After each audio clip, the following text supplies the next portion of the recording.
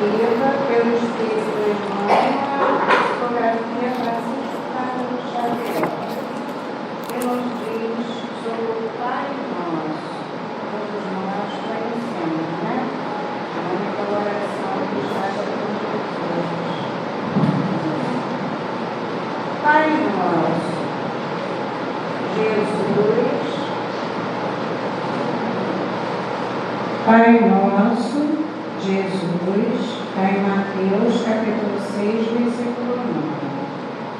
A grandeza da prece dominical nunca será devidamente compreendida por nós que lhe recebemos as lições divinas.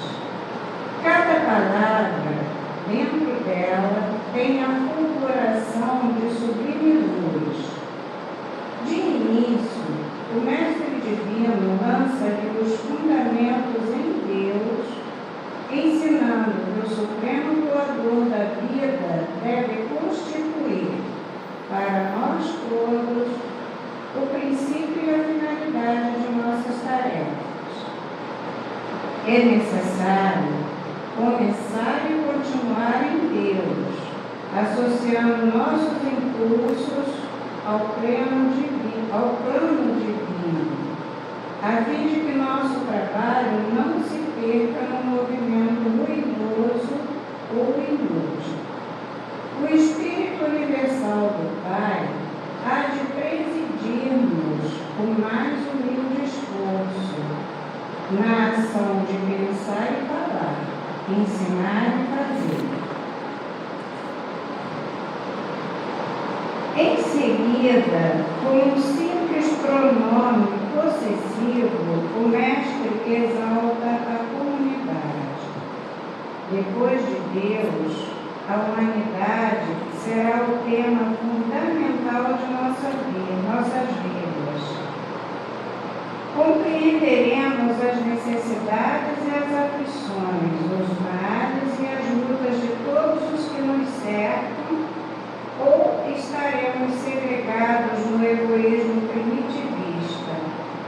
Todos os triunfos e fracassos que iluminam e obscurecem a terra pertencem-nos de algum modo. Os soluços de um hemisfério repercutem no outro. A dor do vizinho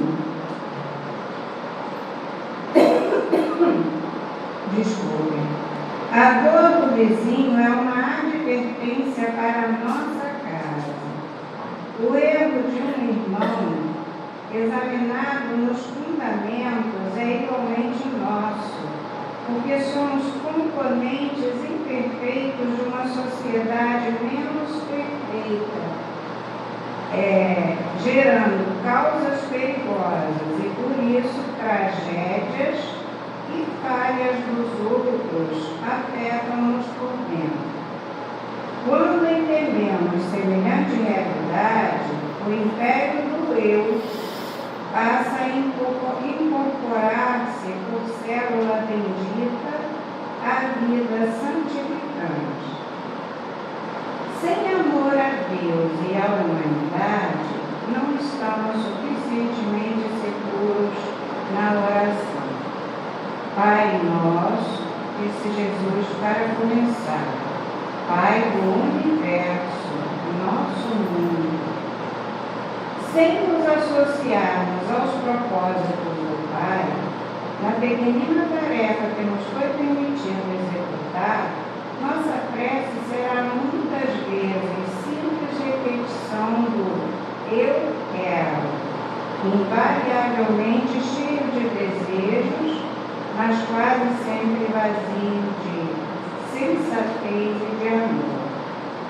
E aí está, né, nossos irmãos, a única oração que Jesus nos deixou é muito mais profunda do que nós podemos pensar. E para isso, se a gente for no Evangelho segundo o Espiritismo, na parte das preces, é a primeira oração, a primeira prece que é ensinada e toda explicada, palavra por palavra, e é muito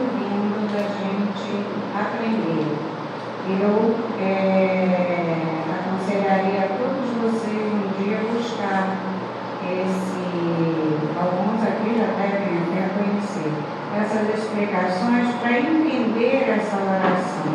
Ela é muito mais do que nós podemos pensar. Uma ótima tarde a todos, uma ótima palestra.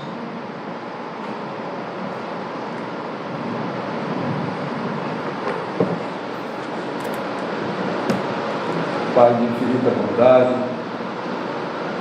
Senhor Jesus, amigos espirituais, nós te agradecemos a oportunidade de aqui nos encontrarmos e te pedimos, Senhor, ajuda-nos a criarmos campos propícios em nossa mente e em nossos corações, para que ouvir a palavra do nosso companheiro, que nos auxiliará no entendimento da prece que tu, Senhor Jesus, nos ensinaste. Auxilia-nos, Senhor, a pacificar os nossos corações. Auxilia-nos, Senhor, de alguma forma, a sermos úteis aos irmãos desencarnados que aqui estão, tanto quanto nós, procurando aprender e compreender, Senhor, os teus ensinamentos. Permita-nos então, Senhor, iniciar a reunião na tarde de hoje. Que haja paz em nossos corações. Graças a Deus.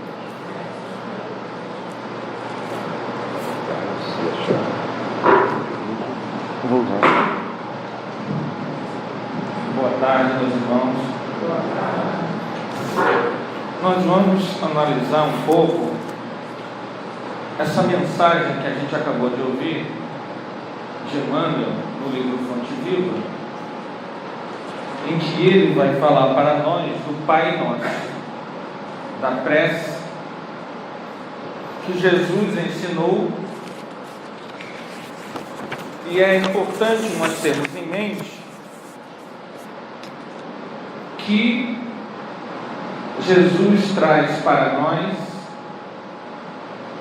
uma meditação nessa prece, uma forma de nós compreendermos a ligação que nós temos com Deus.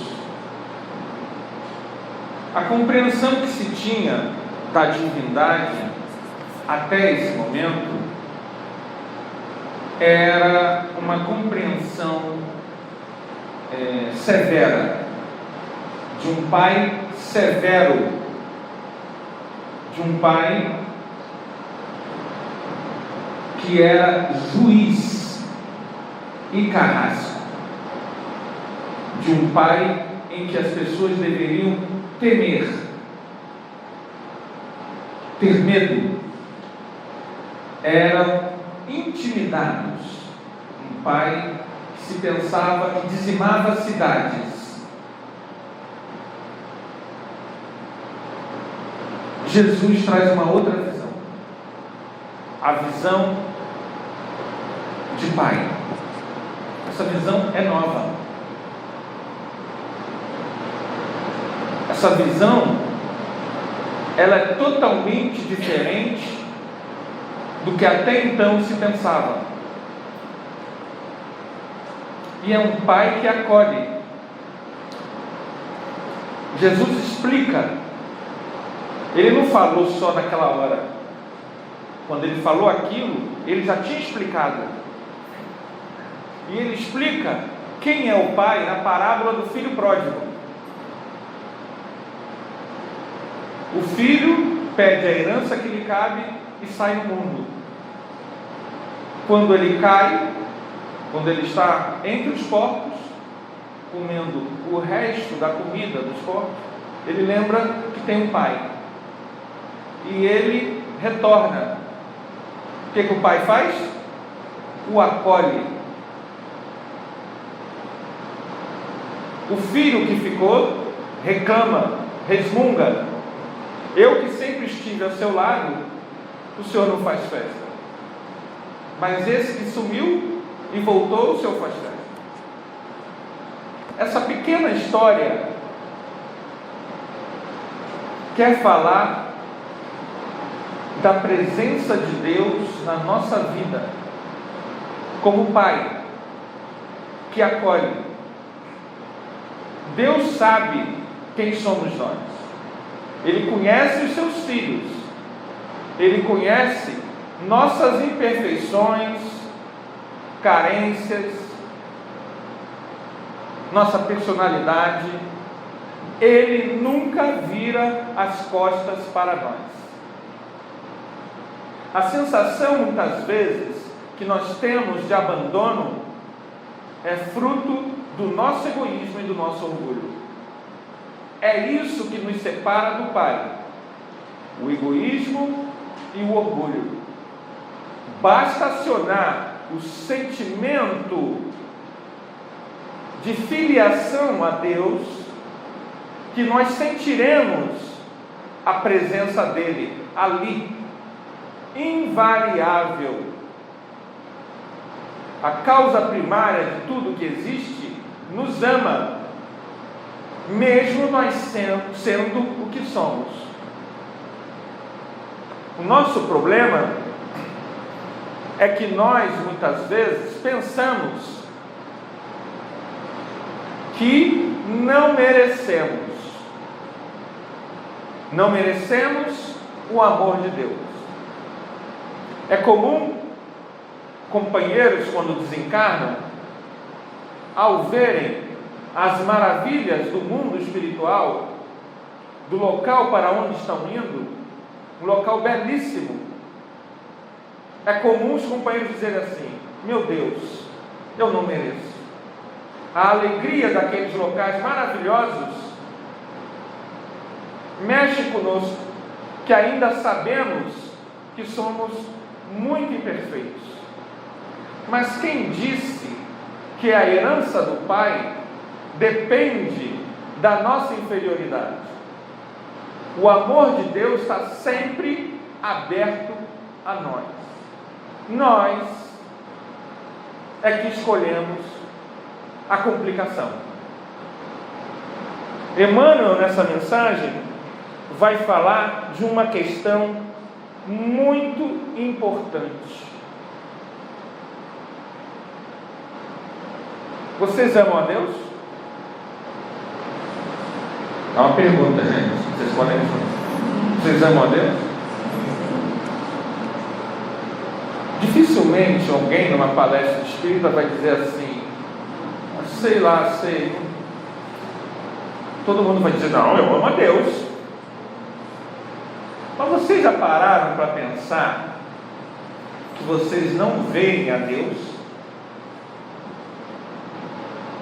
Vocês estão me vendo agora. Estão vendo o centro, estão vendo uns aos outros. Mas Deus mesmo, vocês não veem. A gente vai sair aqui, a gente vai ver as árvores, o céu, as plantas. A gente vê a criação de Deus, os filhos de Deus. Se a gente diz que ama a Deus, como é que a gente não ama a criação de Deus? Se a gente diz que ama a Deus que não vê, como é que a gente fecha o coração para aqueles que são seus filhos, a criação? Que é isso que Emmanuel nos chama a atenção. Pai nosso. É Pai meu? Hein, gente? Pai nosso. Como se chama os filhos de um mesmo pai e de uma mesma mãe? É isso que Emmanuel está nos chamando. Nós somos filhos de Deus, então nós somos irmãos. Estamos ligados. E aí Emmanuel diz que nós não percebemos isso. Nós estamos presos a um condicionamento que se chama egoísmo. Eu, para mim, só meu, é sobre mim. E esse egoísmo nos separa uns dos outros. Nós criamos a discriminação, a pinimba. Vocês criam pinimba? Não, sou espírita, não é isso? Indiferença, cobrança. Ela não me deu bom dia hoje no Zap, aí já fica de mal. Nós precisamos começar a entender o que é Pai Nosso. Isso é fundamental para quem quer evoluir. Quando Kardec colocou fora da caridade, não há. A caridade, ela não pode ser feita de você para contigo, de mim para mim mesmo, eu meu umbigo, certo? Ou errado? A caridade só pode ser feita quando eu vou em direção a outra pessoa. Então a caridade é o amor que se movimenta em direção ao mundo. Quanto mais egoísta eu sou, mais eu penso em mim. E a gente fica tão centrado que às vezes a gente não consegue nem ouvir o que o outro está dizendo, porque a gente interpreta que tudo que o outro fala é contra a gente. A gente já olha o mundo com um olho mau, um olho de que as pessoas estão armando, as pessoas são más, e isso cria um acentuado sentido de defesa. A fera, quando está acuada, ataca. Se nós olhamos para o mundo como um mundo que nos agride, que disputa conosco, nós estamos propensos à guerra, propensos à disputa. E isso é o que nos separa de Deus. Uma das formas que a pessoa tem para fazer o mal ao outro é tirar a humanidade do outro, é desconsiderar aquela pessoa como um igual. Assim fizeram os nazistas. Eles conseguiram convencer boa parte da população de que os judeus não eram gente, era uma sub-raça nociva, de que as pessoas com problemas mentais deveriam também ser eliminados. Eles não eliminaram só judeus, eles eliminaram judeus, ciganos, deficientes mentais, homossexuais, porque eles tinham a seguinte visão: essas pessoas não são gente como a gente. Portanto, por isso que o militar nazista, ele conseguia torturar e colocar as pessoas em câmara de gás, depois ir para casa e brincar com seu filho com todo carinho. Ele despersonalizava aquelas outras pessoas, e quando você despersonaliza, você coloca bem distante, o cérebro corta o link da fraternidade e a pessoa fica propensa a fazer o mal. Assim também faz o assaltante, quando rouba o nosso carro,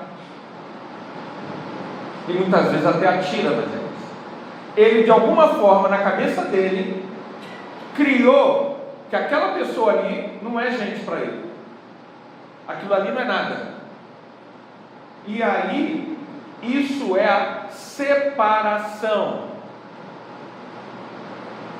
As pessoas se separam e a partir daí odeiam, agridem, violentam. O Brasil é um dos países recordistas em agressão contra a mulher. Vocês sabiam disso? Se bate muito em mulher. Quem é que bate em mulher, gente? O homem.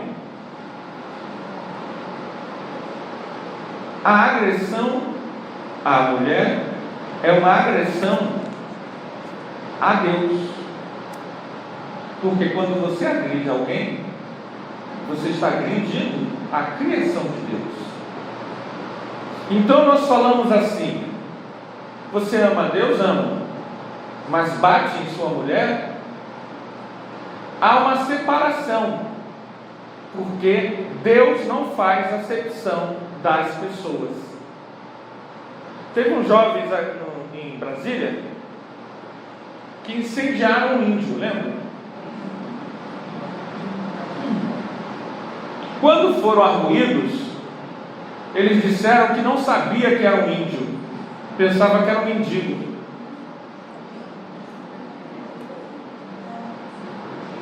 Aqui no Rio de Janeiro, alguns jovens espancaram uma moça que estava na Barra da Tijuca, 5 horas da manhã, mais ou menos. Quando eles foram presos, esses jovens que moravam no condomínio na Barra, eles disseram que pensavam que era uma prostituta. O que nesses dois casos eles cometeram um erro? Se fosse uma prostituta e se fosse um mendigo, justificava bater, matar, tacar fogo? Eles criaram essa separação que eu estou falando. Daí que quando Emmanuel nos lembra do que Jesus disse, Pai Nosso, Ele não é só meu Pai, Ele é Pai de todos. Isso é a essência do amor. O amor é a união. Os espíritos superiores, na medida em que evoluem, eles vão cuidando de um número maior de pessoas, animais, vegetais, de tudo que há na vida. Isso é evolução. O amor deles vai aumentando a sua capacidade de amparar a criação divina. Chega um momento que o espírito, ele tem uma consciência cósmica e consegue amparar um planeta inteiro, não só os humanos, mas tudo que há: o ar, a terra, as águas, as montanhas, as florestas, os animais. Claro que um ser cósmico desse, que é o caso do Cristo, para nós ainda é incompreensível como agir assim. Nós precisamos do beabá básico. Todas as pessoas são nossos irmãos. Todos os animais são nossos irmãos. A vida, tudo que tem vida é sagrado. Tem uma música do Beto Guedes que ele canta, Amor de Índio, quem conhece? E lá no meio da música ele diz assim: tudo que move é sagrado. No Pai Nosso, Jesus disse: santificado seja o vosso nome, o teu nome. Sagrado seja a referência, a ligação com o Pai é sagrada. Essa ligação é permanente. Tudo que existe é sagrado, porque tudo o que existe, todos nós, estamos em estado de permanente ligação com o Pai. Evoluir é começar a perceber isso. Nós não percebemos devido ao nosso nível de egoísmo e de orgulho. O orgulho e o egoísmo nos separam um dos outros, e ao nos separarmos um dos outros, não sentimos a presença de Deus. Emmanuel vai falar da necessidade de percebermos isso, para que aonde nós estejamos, nós possamos doar o melhor dos nossos sentimentos, pensamentos, energias, estimulando o bem, a bondade, a alegria, o otimismo. Todo o mal que nos acontece, só nos acontece porque nós precisamos aprender algo. O que a gente precisa aprender? Não sei. Cada situação, cada circunstância traz uma lição. A dor, o incômodo, o infortúnio não são uma punição. Nós estamos numa escola. Deus não ama mais a Jesus do que a nós. Deus não ama mais a Paulo de Tarso ou a Chico Xavier do que a nós. Então, diante das dificuldades que nós temos na vida, nós não devemos nos sentir abandonados.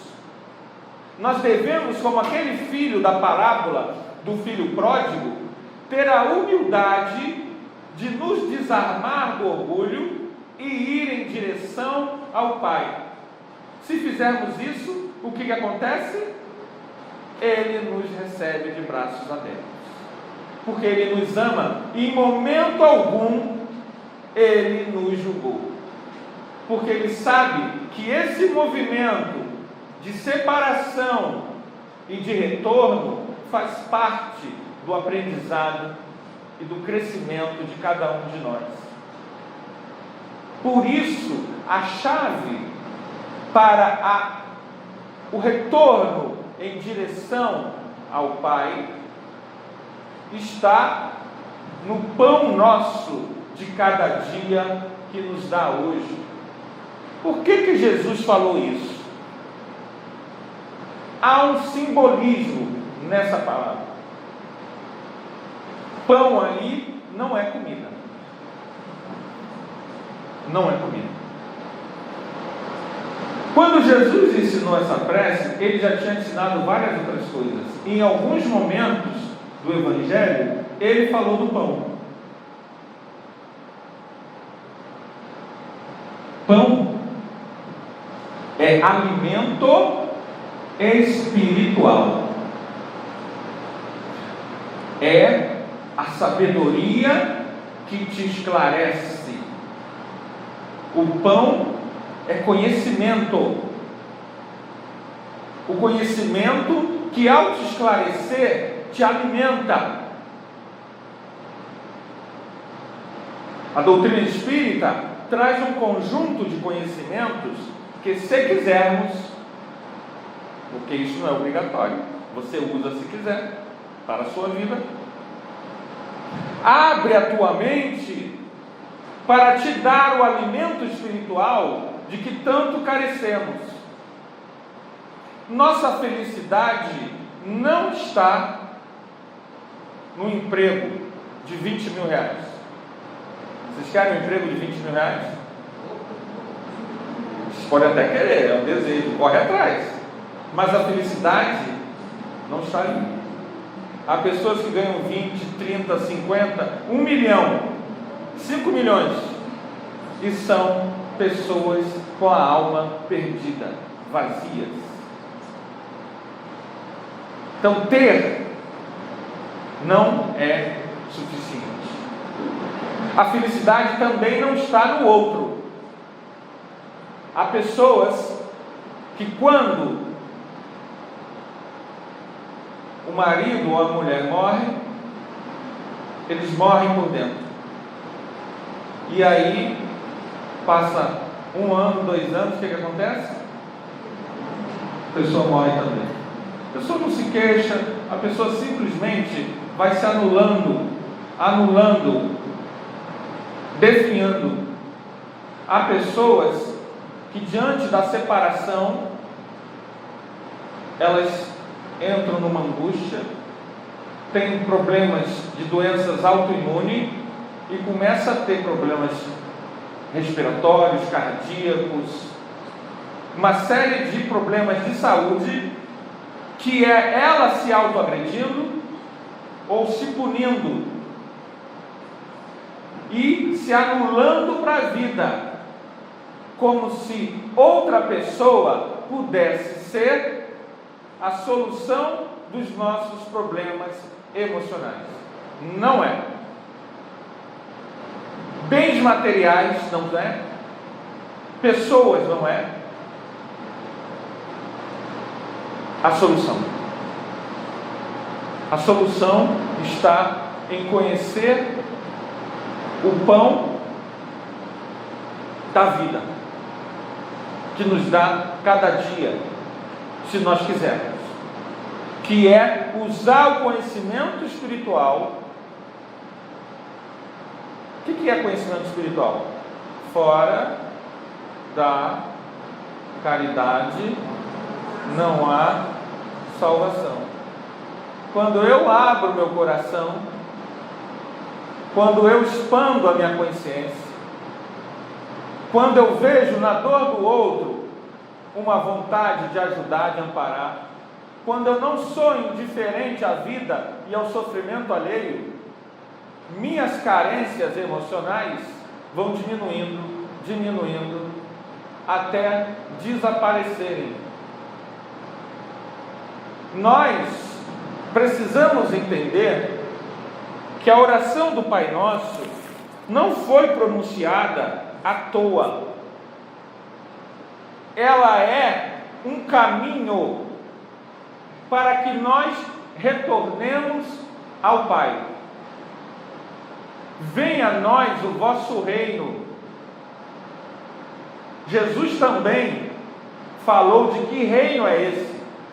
Que reino é esse? O reino de Deus.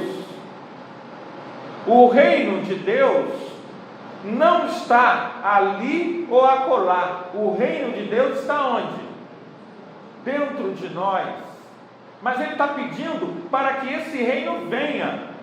Acorde, desperte. Quando o reino de Deus acorda, nós nos iluminamos. Vocês já viram? Aqui tem luzes, não tem, gente? Se nós apagarmos as luzes, o que acontece? O que acontece, gente? Isso. A gente liga, a luz se irradia, não é isso? E ilumina o ambiente, não é isso? A luz, ela é a bondade que se... olha só. Luz. A luz não é para você, está vendo como eu tenho luz? Olha aí, chega todo mundo lá, a gente desenganou, estamos todo mundo do nosso lado. Aí você chega, a gente está tudo obscuro. Aí você está com a luz, Aí, gente, oi! Cheio de luz. A luz não é para isso, gente. Luz não é isso.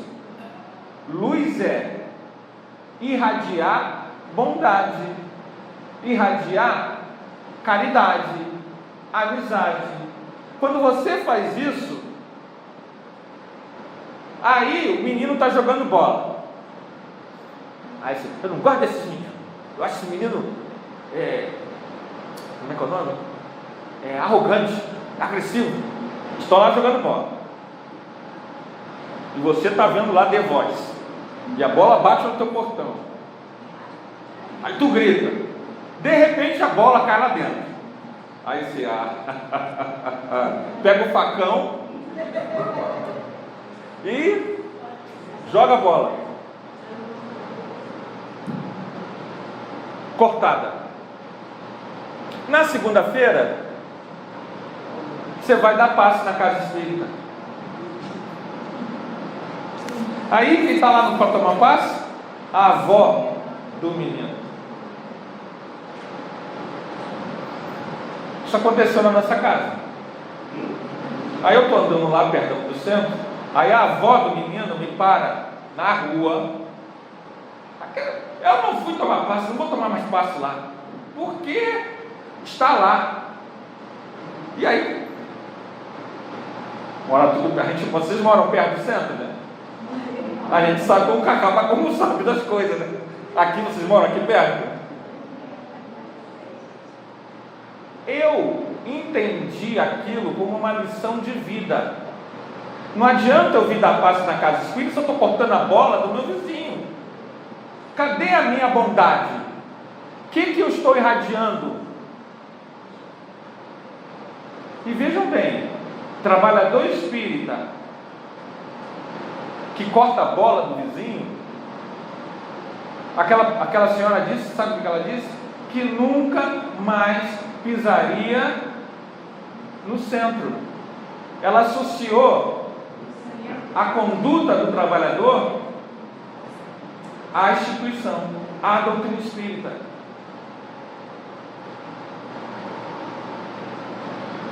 Quando, na verdade, a doutrina espírita ensina que nós devemos acolher o outro. Não quando está tudo bem, não na hora da palestra, mas acolher o outro, inclusive quando a bola bate no teu portão. É ali que você vai entender que aquele ali é teu filho também, é teu neto também, é sua mãe também, porque o pai é um só. É o pai seu, do seu filho, do que te assalta, do flamenguista, do vascaíno, do corintiano, a grande família universal. Quanto mais rápido eu entender isso, mais eu consigo entrar no reino de Deus. Eu consigo fazer com que essa noção de separação se extingua. Nós, no nosso egoísmo, temos a síndrome de Narciso. Vocês conhecem Narciso? Narciso, diz a lenda, não poderia ver a si mesmo. Será feliz enquanto não ver a si mesmo. E ele era adorado por todos. Num belo dia, eu estou resumindo, né? Ele chega no lago e vê seu próprio reflexo e se apaixona por si mesmo. O narcisista é aquele que só pensa a partir do seu próprio umbigo.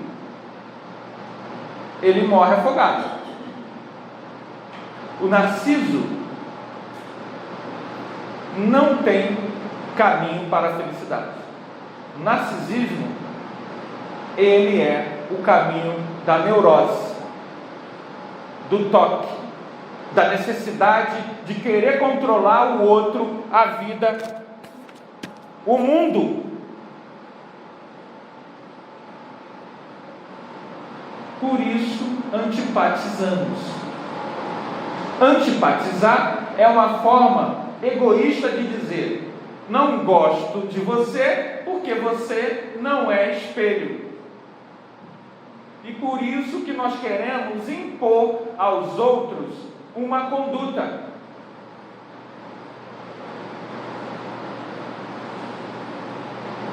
Um rapaz da nossa casa, que é homossexual, comentou que várias vezes, eu não sabia disso, é uma realidade desses jovens homossexuais, eles são espancados. Eles estão na rua passando, grupo de outros jovens param e começam a bater. Do nada. A gente não para pensar que isso possa acontecer nas ruas do Rio de Janeiro, mas acontece. É o mal, é a visão de que aquela pessoa não tem direito de ser quem ela é tem que ser como eu quero que ela seja. é a visão narcisística, em que o egoísmo quer controlar o mundo, quer dizer e ditar como cada um deve acreditar, se comportar, sentir e ser. O amor não tem nada a ver com isso. O amor não quer controlar, o amor se irradia. E é justamente por isso que nós sofremos. Porque falamos o Pai Nosso em forma de decoreba e não em forma de sentimento.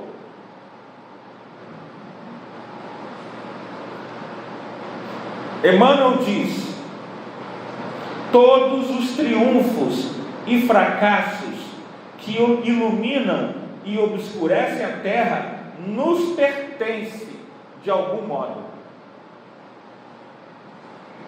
Todos os triunfos e fracassos que iluminam ou obscurecem nos pertencem. Compreendemos as necessidades e as aflições, os males e a luta de todos os que nos cercam, ou estaremos segregados no egoísmo primitivista? Evoluir é irradiar a sua luz, compreender as dores dos que nos cercam. Não é impor nosso ponto de vista, nossa visão de mundo. No estudo na nossa casa, anos atrás,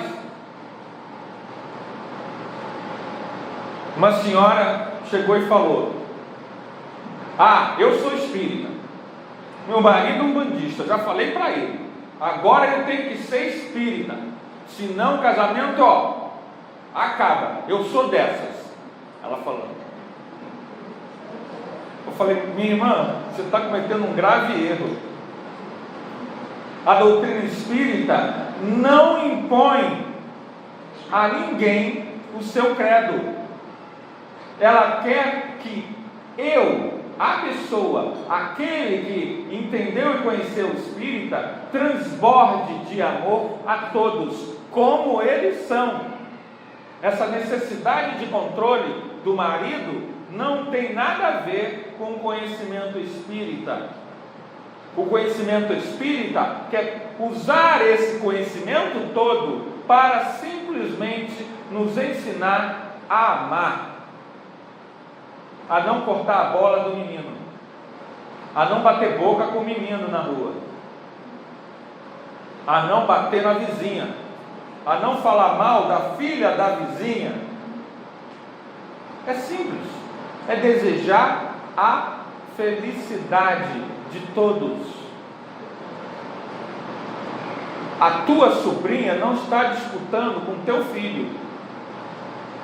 Se você é incapaz de amar a tua sobrinha, gente, vamos analisar. Cadê o meu amor à humanidade?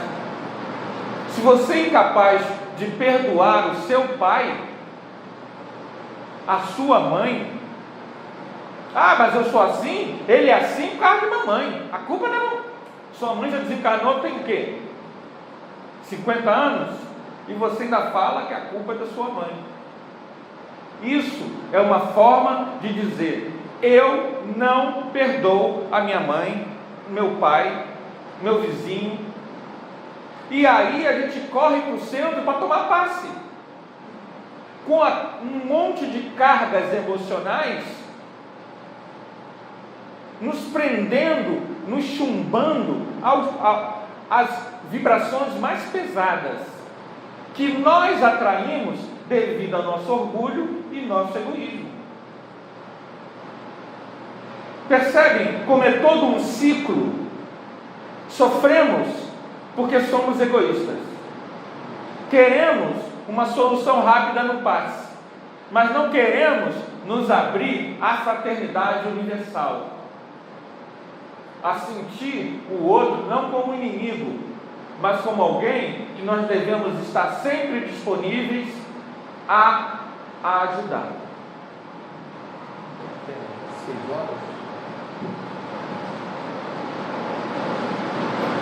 Emmanuel diz assim: sem amor a Deus e à humanidade, não estamos suficientemente seguros na oração.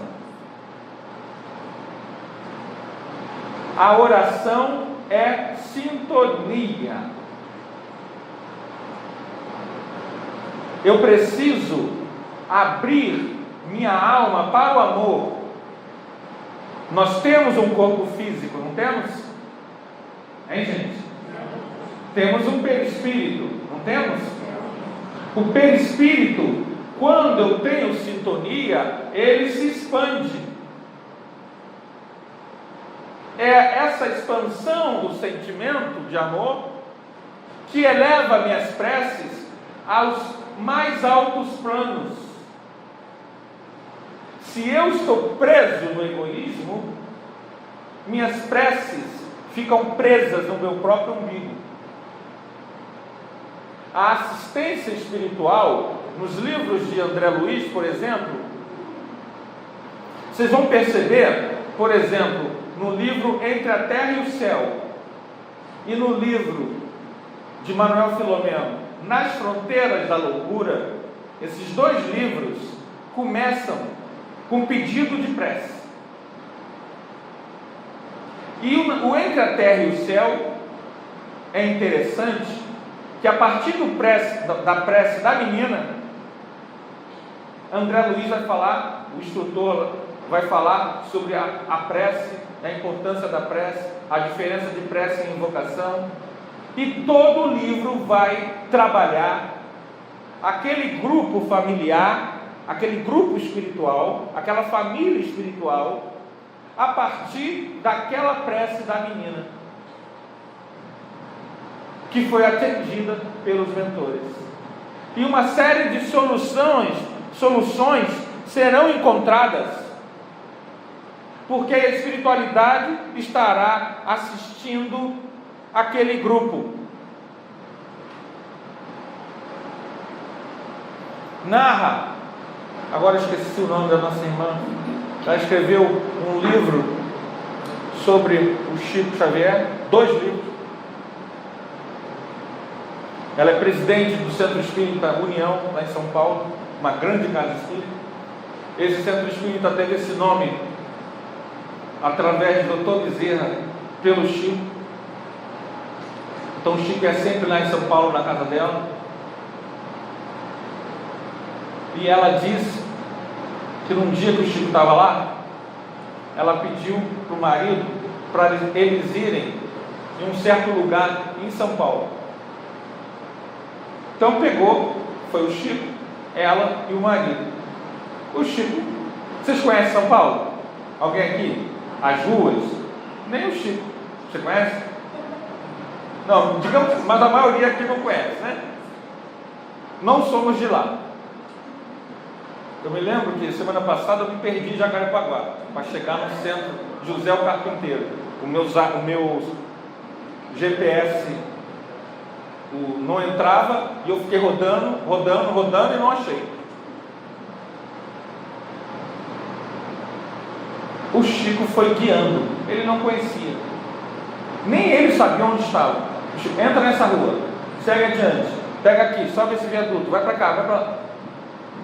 Chegaram na zona periférica de São Paulo, para aqui. O Chico entrou perto da porta da casa, fez uma prece sincera e voltou. Ele disse assim: hoje era a família do livro Entre a Terra e o Céu. Ele estava acabando de psicografar o livro e um dos personagens, que vocês vão ler lá, estava reencarnando, que era a reconciliação de todo aquele grupo. Então ele, emocionado, fez a prece e finalizou a psicografia do livro. Isso é muito bonito, porque você lendo a história do livro Entre a Terra e o Céu, você vai ver que são os nossos problemas. Fulana gostava de ciclana, que gostava de ciclano. São os nossos problemas, de não perdão, os problemas que surgiram lá na Guerra do Paraguai. E ali nos anos 50, estava se encerrando um ciclo, para começar um novo ciclo de reconciliação. E aí a gente, depois de tanto trabalho, 150, 200, 300 anos, para juntar todo mundo, a gente pega e rasga a bola. Porque não estão deixando a gente ver Discovery Kids, não. The Voice Kids. Por isso, o Pai Nosso é um alerta à fraternidade. Nós não temos que nos preocupar em controlar os outros. Nós devemos começar a pensar na irradiação de amor aos outros. Que todas as pessoas, de todos os povos, de todos os mundos, sejam felizes. Não como eu queira, mas que eles encontrem no seu caminho o caminho da felicidade. Isso deve ser um sentimento, que todos vocês possam ser profundamente felizes, que todos nós possamos vir a nós o vosso reino, o reino de Deus, dentro do nosso coração, que nós possamos irradiar a nossa luz. Deixe brilhar a vossa luz. E luz, como aprendeu o irmão Jacob no livro Voltei, o que é a luz? Vocês já leram esse livro? Voltei? Esse livro narra a história de um espírita, um orador espírita, um trabalhador espírita, um dirigente espírita. Ele era orador espírita desses de viajar pelo Brasil, nos anos 20 e 30. A gente hoje, quando viaja e vai numa cidadezinha bem pequena, o que a gente vê? A igreja, o cemitério e a praça, não é isso? Imagina os anos 20 e 30. Então ele ia para os coretos e fazia debate com os padres. E levava, ele que era uma pessoa rica, erudita, judeu, espírita, Frederico Figner, dono da casa Figner, que hoje a gente não conhece, mas que nos anos 10, 20, 30, era uma grande empresa de, entre outras coisas, gramofone. Gramofone é aquela coisa que a gente, né? Ele era uma pessoa rica e erudita. Imagina, estudou nos melhores colégios do Rio de Janeiro, o Castelinho do Flamengo era a casa dele. Imagina ele discutindo com um padre do interior de Minas, ele que conhecia a filosofia. Então ele derrotava implacavelmente com a lógica espírita. Quando ele desencarnou, ele foi amparado, ele foi para o mundo, para uma cidade espiritual belíssima. Só que ele não tinha uma coisa que ele percebeu em outros companheiros. Quando Inácio Bittencourt, Bezerra de Menezes vinham falar com ele, ele olhava para eles, o que ele via? Luz. A luz dos bons sentimentos. Ele não tinha luz. Ele foi um excelente orador espírita, mas ele não conseguiu fazer da sua vida um hino de irradiação, de bondade, de amor. Ele era uma pessoa comum, como nós. Brigou com ele, ele briga. Falou mal dele, ele fala mal. Deu uma opinião, ele deu uma opinião contrária. Você é Dilma, eu sou Lula, eu sou... E destilando o que com isso? Um sentimento comum.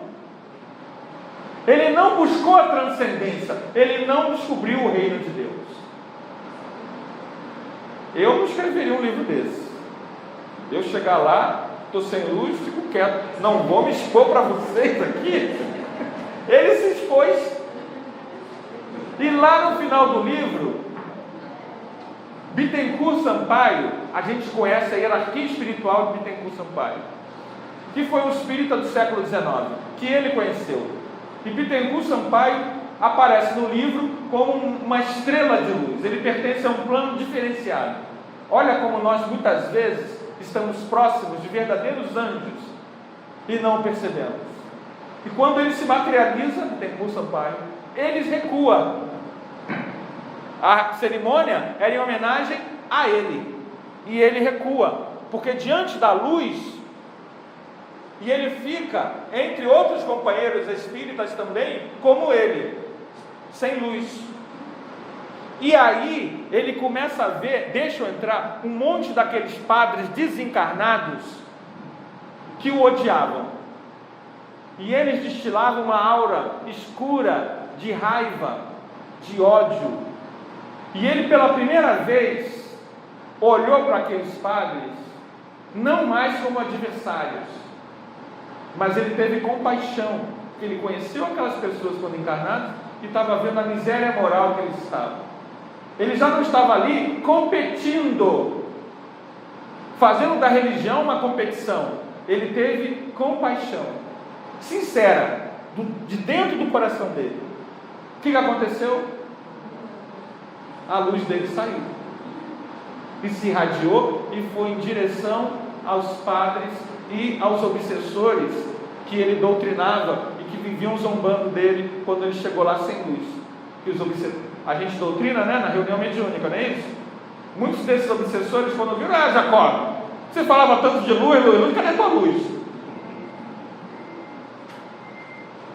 Pai nosso que estás nos céus, e teu reino possa vir em nossos corações, que nós possamos, a partir de hoje, usar o conhecimento espírita não para extravasar a erudição, mas para extravasar sentimento, desejando a todas as pessoas a sua felicidade, que nós sejamos instrumentos dessa felicidade, que nós possamos pensar nisso.